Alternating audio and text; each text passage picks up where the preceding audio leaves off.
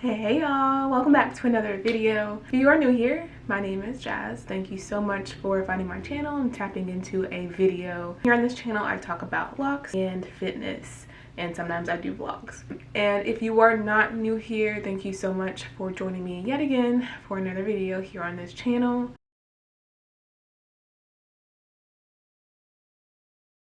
Today we are going to shake things up a little bit, and just like I mentioned in my community post, I did mention that I am going to start bringing back fitness content to this channel. So today is going to be the first fitness video back here in a while, so I hope you guys enjoy it. I did post a poll and I kind of just wanted some input on what you guys wanted to see as far as fitness is concerned, and you guys voted that you would like to see a video talking about healthy loss tips.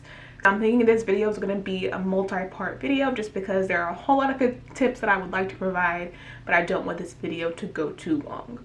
So without further ado, I'm going to go ahead and get into it, and we're going to start with tip number 1, understanding energy balance. Now, what exactly is energy balance? So when I say energy balance, I mean the balance of calories that go in your body through what you eat and the calories that go out of your body through calories burned, either by what your body naturally burns just by keeping itself alive, digesting food, exercising, daily physical activity. Those are things that are included in the calories out side of the equation. Again, calories in is what you eat. So what we want to focus on is understanding what it takes for you to be in a negative energy balance, also known as a calorie deficit. Basically what that equation needs to look like is the calories in part of the equation needs to be less than the calories out part of the equation. And that is what your body needs to lose fat. If you are in a positive energy balance, that means that the calories in part is greater than the calories out part. So you're eating more calories than what you're burning. When that happens, you gain fat. And then when the calories in is just about equal to calories out, that's when you're going to maintain where you're at.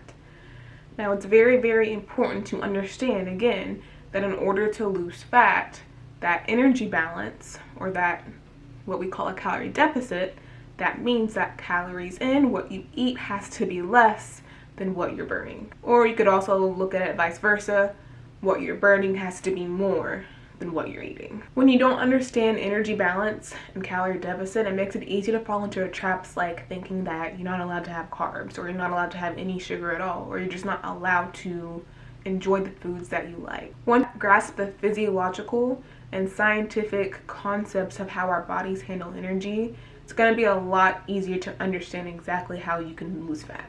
So again, tip number 1, understand energy balance and understand that a calorie deficit is what causes fat loss. On to tip number 2. Now, tip number 2 is really going to piggyback off of tip number 1. Once you understand that you need to be in a calorie deficit or a negative energy balance to lose fat, then you can then understand that at the end of the day, all foods can fit. We don't have to be under this restrictive mindset that I can't eat carbs, I can't have any sugar, I can't eat meat, I can't eat any food that I like, because if I do eat those foods, it's going to cause me to gain weight. And this is gonna, bear with me guys, this is gonna sound controversial, but I have to make this point to help you guys understand. At the very end of the day, just for weight loss, we're not talking about anything else. At the very end of the day, it does not matter what foods you eat as long as you are in a calorie deficit. Again, it does not matter what type of foods you eat. If you are not in a calorie deficit, you are not going to lose fat. If you are in a calorie deficit, you are going to lose fat. Now, again, I know that sounds controversial, but let's rewind. You're probably thinking, Jazz, what are you saying? Are you saying that I should be able to eat anything I want, and as long as I'm in a calorie deficit, then I'm good? No, that's not necessarily what I'm saying. It's a lot more nuanced than that. Of course, we want to take into account health and nutrition. That should always be the number 1 goal. However, once you understand that, okay, I can still have some sugar in my diet, I can still, enjoy a meal out every now and then, I can still have carbs, and you can still lose fat, then that really helps along the way. I am 1000% not suggesting that you should go eat McDonald's every day, and as long as you're in a calorie deficit for you, that's all good. That is not at all what I'm saying. However, at the end of the day, if that is what you want to do with your body, I'm all for body autonomy, so I'm never one to tell somebody what they can and can't do with their body. I can make suggestions, I can give advice, but I can't make anyone do anything with their body. If you made the decision that you wanted to have McDonald's every day, but you still remained in a calorie deficit, at the end of the day, yes, you would lose weight. You wouldn't be as healthy as you should be. You wouldn't be getting the nutrients that you need. However, you would be losing weight if you stayed within your calorie deficit. My point in bringing that up is to, again, let you know that you still can fit fun foods in your diet while also working towards your goal of fat loss. Nutrition should always be at the forefront of whatever goal you have. You always want to make sure that you're healthy first and foremost. A rule that you probably heard of, and that really works pretty well for most people, is the 80-20 rule. 80% of the time, you make sure that you are getting in whole foods, nutritious foods, your fruits, your vegetables, your lean proteins, your grains, your carbs that are going to give you the energy that you need to get through your workouts.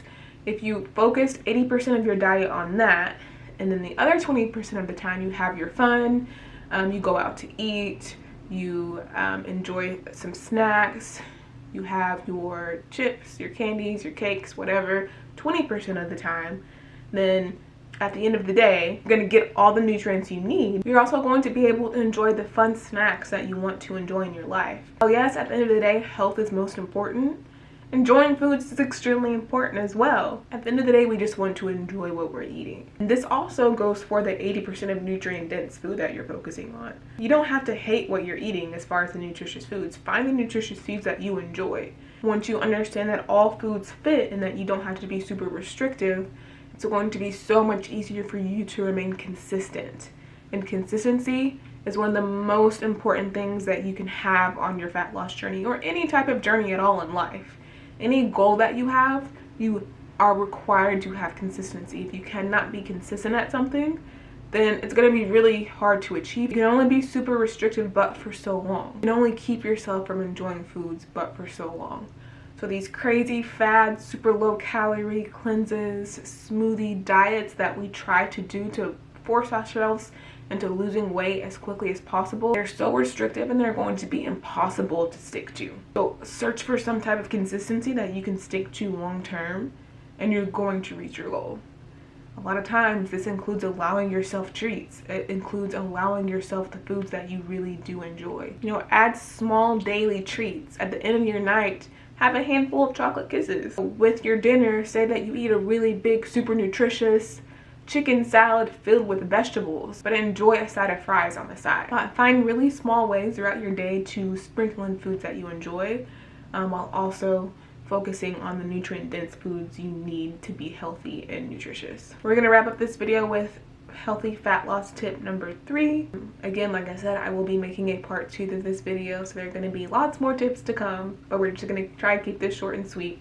Number 3 is to stop the comparisons. Strongly recommend to stop comparing yourself to people that you see on social media, and even people that you see in real life, people that you see in the gym. Stop comparing yourself to them. I mean, in my opinion, I will even go as far as saying that it's not smart to ask somebody to drop their fitness routine, especially if you have the intention on copying their routine step by step in hopes that it will give you the results they have, in hopes that it will give you the body that this person has. Because that's just not quite how it works. If you guys are trying to lose fat, are both trying to lose fat, this person's calorie deficit won't look like your calorie deficit. This person's workout routine may not work for you just because maybe you guys have a difference of experience level, a difference of what you enjoy, a difference of schedule. So maybe you don't have time to do the training schedule that they have, and that's okay. While there definitely is general advice that works for everyone across the board, there are so many nuances, so many differences between what you can do to arrive at your goal that may not work for the next person, and vice versa. Yes, like we explained earlier in the video, at the end of the day, energy balance is king, and that goes for everyone. However, each person's individual way of arriving at that calorie deficit can be different. Some people have food preferences, they have food allergies, they have food sensitivities. So comparing someone's exercise and workout routine and regimen to yours, or thinking that you need to copy exactly the way that they do it because you like the results that you get, is not a good idea. It's also important not to compare someone's timeline to yours. So say someone reached their goal in 3 months. It may take you 6 months to reach your goal. Just because one person got certain results in X amount of time, that doesn't mean that you should strive for that as well, or that you should feel bad for yourself for not reaching your goals in that same timeline. This is a really, really easy way into feeling like you're failing, but you're not. It's always so important to remember that two people could eat the exact same way. They could eat the exact same food, exact same amount of food, and do the exact same training program, and their bodies can respond 2 different ways. Their bodies will look different. So at the end of the day, you can never compare your body, your timeline, your training program, your the way that you eat. You can never ever compare it to someone else and expect to get the same results. You really have to work on finding your plan. Do what works for you. Do what you enjoy. Do what you can be consistent in. And this can take some trial and error, and that's completely okay. I know that we have been kind of conditioned to feel like we have to reach our goals as soon as possible. Instant gratification, right? But it's so important to understand that there is no timeline. There is no expiration date on your goal. In most cases, the quicker that we get to our goal, especially with fat loss, it's going to be really hard to maintain, because if you go out to your goal quickly, you probably did something that was really restrictive and definitely unsustainable. So if it's something that you cannot sustain for a long period of time, the results that you get are going to be unsustainable. So always remember that as well. A lot of times slower is better as far as a long-term ability to sustain your results go. That is going to bring me to the end of this video. I hope you guys really enjoyed it. I hope you guys enjoy me bringing back my fitness content to this page. I stopped for a while just because they weren't as popular as my log videos, but fitness is my passion and I just can't keep it away. Hopefully these videos will grow, they'll become more popular. I'm definitely going to try to make sure that I'm doing a fitness video at least once a month. I hope this was helpful for you guys. If you enjoyed this video, please don't forget to like this video. Please subscribe to my channel. Please turn the notifications on so that when I do post a video, you can be notified. Don't forget to follow me on Instagram as well at jazz.so.strong. And I will see you guys in the next video. Thank you so much for joining me, and I will see y'all next time. Bye.